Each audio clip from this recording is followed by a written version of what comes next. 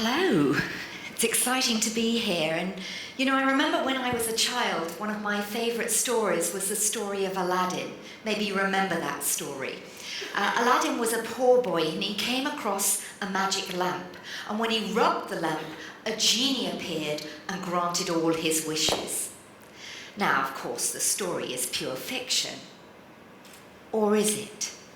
Because this is where the magic happens. And I'm going to introduce you to your own genie, your own genius that lives inside of you. So just for a moment, if you would, imagine 100 billion neurons constantly wiring and firing inside of you. And what this means is, each time you repeat the same behavior, thought, emotion, it strengthens the connection, the way those neurons wire and fire together. So just for a moment, to give you an experience of this, just turn to someone quickly next to you and give them your biggest, brightest smile. Off you go. Good. Now, have you noticed that when you smile, the other person smiles back? Or if somebody smiles at you, your automatic reaction is to smile back at them. And that's because that's the way your neurons are wiring and firing together. It's an automatic response. Now, an enormous amount of intelligence is going on inside of you. You've got the brain in your head. They've identified a brain in the heart. There's gut intelligence, even cell intelligence. Even a single cell stores all of who you are. It holds your deep DNA and the blueprint of who you are, professionally, emotionally, physically, mentally. And as you grow, learn and evolve, then that information in your cells is also being updated constantly. And all this is happening inside of you. Pure genius. Now imagine the magnitude of this activity when you multiply it by the number of people in your organization. So think of your organization as one body with multiple brains, billions of neurons wiring and firing in different directions. So the question is, how will you, as a leader, harness all that potential and get it aligned with the vision of your organization? Well, actually, the answer lies within you.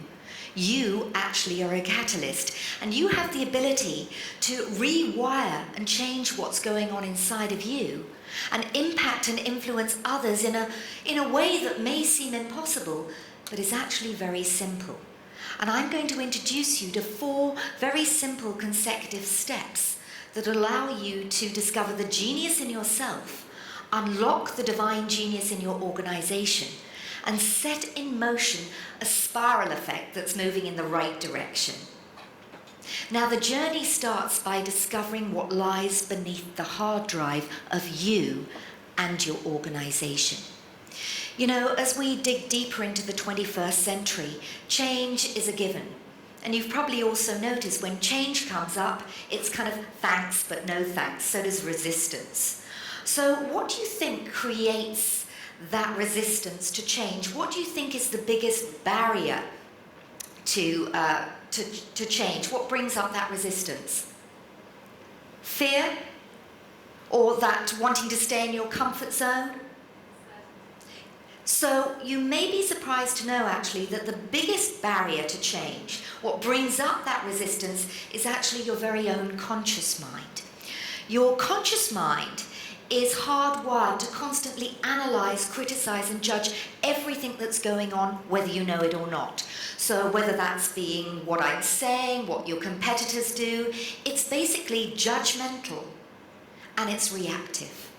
So a simple way to think of it is like a keyboard and a monitor. You can key in information, it appears on the screen, and you respond and react to it.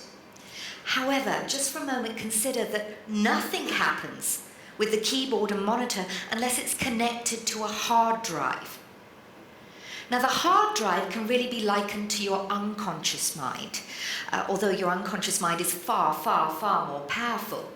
But your unconscious mind is essentially a recording and playback device, and it forms the habit mind.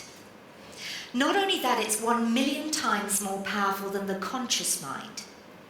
So it's your unconscious mind that is running you and your organization on its autopilot at least, wait for it, at least 95% of the time or more. Mind-boggling, isn't it? So that means that even when you think you're consciously making a decision, you're not. That decision is based on decisions you've made in the past, and it's also based on programs that you've already got loaded at the unconscious level. So are the programs that you have already stored at the unconscious level, are they helping and moving you forward, or are they moving you in the opposite direction? Because just for a moment, consider, we often buy new laptops, new computers, we upgrade the software on a regular basis. When was the last time that you upgraded the programs that you are operating from over 95% of the time? So the key here is to start recognizing those programs. And that leads to redefining the triggers for you, your brand, and your organization. You know, we are creatures of patterns and habits, and it's our habits, patterns in thinking and behavior that actually create our response to circumstances and not the circumstances themselves. What do I mean by that? Well, did any of you wake up with an alarm clock this morning? Yeah? So when the alarm clock goes, that's a trigger. The conditioned response is switch it off and get up. Or maybe for some of you, switch it off and roll over, have another 10 minutes. In your organization, if you call a meeting, that is a trigger. What's the response? Oh, fantastic, a meeting, an opportunity to share my creative ideas. Or probably, oh no, not another board meeting. Your brand, your organization, your logo, your products, your services are all triggers that actually create a response with your clients and with your customers in the outside world.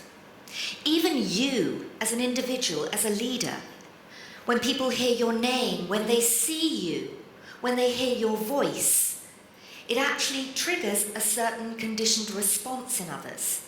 So as a leader, what's the response you're getting from other people? Is it, oh no?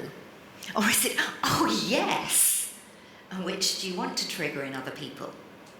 So the question now is it possible to change those conditioned responses? Is it possible to change the patterns, the programs you've got stored at the unconscious level? And the good news is the answer is yes, because this is where the field of neuroplasticity is opening us up to new possibilities. So just for a moment, can I ask you all to quickly stand up? I'm going to give you an experience of this. Because neuroplasticity is what makes personal development and growth so exciting. Because it shows us that we can rewire the brain through training, through practice and repetition. So just for a moment, what I want you to do is to stretch your right arm out in front of you like this. Good. Careful not to hit somebody else in the face, but what I want you to do is to take your right arm behind you as far as you can go. So just take your right arm behind you as far as you can go and notice who or what you're pointing at. And make sure you've gone as far as you can go. Again, notice who or what you're pointing at. Have you got that? Good. Now come back, face the front, take your arms down by your side and close your eyes. If you need a little power nap, this is your opportunity. So with your eyes closed, what I want you to do is to imagine you're stretching your right arm out in front of you. So see what you see, feel what you feel, notice what you notice. Good, and imagine your right arm going behind you, but this time it's gliding effortlessly and easily so much further than it did before. So imagine your arm going so much further than it did before. Get a clear image, clear feeling, see what you see, notice what you notice, and imagine your arm going further than before. Good. Open your eyes, stretch your right arm out in front of you. Good, take it behind you. It went further, right? It's a miracle. It's magic. So just stay standing for a moment. What's going on there? Well, the first time you told me that you'd gone as far as you could, right? And then all I did was I asked you to imagine, to visualize, to use those programs inside of you to take your arm even further. And lo and behold, that's what you created on the outside reality. So my question to you is, where in your life are you only going so far? Where in your life are you saying, no, that's the furthest? Because you have just proved to me, and you've proved to yourself, that you have nowhere near tapped into your potential. And that means nor has the team in your organization. You can take a seat. So it is possible to rewire the way those neurons wire and fire together. It is possible to change the programs. As you've proved, if you can change, then your team can change too. Now, what you've probably noticed is that one of the things that often brings about a change is chaos or crisis. And I like to say it's chaos that often creates that shift, that creates evolution. And you have the opportunity to harness the energy from chaos and actually trigger a shift. So how does that work? Well, everything in our universe is actually made up of energy. And energy is the building block of all matter. So just for a moment, rub your hands together, particularly if you're cold. So rub your hands together really, really, really hard. Now, some people see energy, some people feel energy, some people even hear energy. But for the most part, we're not aware of the energy that we're emitting and the energy around us. So again, just stop rubbing your hands together and hold them apart for a moment. And you'll probably feel your hands tingle. You may feel the energy between them. Some of you may even see it. Yeah? So now that's given you an experience of energy. You are energy. And even your words, your thoughts, your emotions carry a certain energy, frequency, and vibration. Now, the energy, frequency, and vibration that you're emitting into the world is actually what creates your outer reality. It's actually what creates the state of your business and your organization. So think about your energy. Are you creating harmony in the outside world, or are you creating dissonance? Now, your role as a leader is to grow your business. Would you agree? And if you're going to grow your business, that means you need to bring about a change. How do most people respond to change? We've said they resist it. It's thanks, but no thanks. Now, if you want to grow your business, if you want to bring about a change, you cannot do that if you're operating from the same energy, frequency, and vibration. Are you with me on this? It means that you need to shift your energy, and this is where the role of chaos comes in. And the role, if you think about it, chaos is a disruptive energy. It actually fuels the change. And the field of cymatics gives you a lovely visual demonstration of chaos and frequency affecting matter. So I've got a little video clip up here, and you'll see that they're going to put some salt on a metal plate. And on that metal plate, they're going to wire in a particular frequency. So you can see that the salt goes through a moment of chaos, and then it aligns with the frequency and morphs into a beautiful shape. And as they change the frequency, as they raise the frequency, can you see it goes again into momentary chaos, and then it aligns with that new frequency and morphs into a beautiful shape. So that highlights the role of chaos. There's always going to be chaos before a shift happens. Now, in life, chaos, crisis occurs. And you may have experienced this in the past. It could have been a financial fall, a physical fall. It could have been an emotional crash. In your organization, it could have been a change in leadership, a merger, or it could have been a change in consumer buying habits. But what happens is when chaos strikes, we want everything to go back the way it was. But what really happens is your reality crumbles in some way and a shift occurs. Now, as a leader, you can wait for chaos to strike. But what I'm going to suggest is, rather than riding the wave, as a leader, you need to be prepared to provoke that chaos, to literally create the perfect storm. Because as Kennedy said, it's a rising tide that lifts all the boats. Now, if you're prepared to stir the pot, to create that perfect storm and chaos, chaos, as we said, is a disruptive energy. There's a lot of energy there, but you have the opportunity to ignite a morphogenic field. What do I mean by this? Well, have any of you heard of the 100 monkey syndrome? Back in the 1950s, off an island off Japan called Kashima, there were some monkeys there, and some researchers were researching and observing these monkeys. So every day they brought the monkeys sweet potatoes, and they emptied the sweet potatoes on the beach. Now the monkeys loved the sweet potatoes, but what they didn't like was all the sand and grit that was on the sweet potatoes. That was until one of the monkeys took a sweet potato, washed it in the sea, and then ate it, and taught that technique to other monkeys, who taught it to other monkeys, who taught it to other monkeys, who taught it to other monkeys, until one day all the monkeys were doing exactly the same thing. And this is the morphogenic field that author and biologist Rupert Sheldrake talks about. And he says that when individuals of a species get together with other individuals of a species, it creates a group mind. And we see examples of this in nature.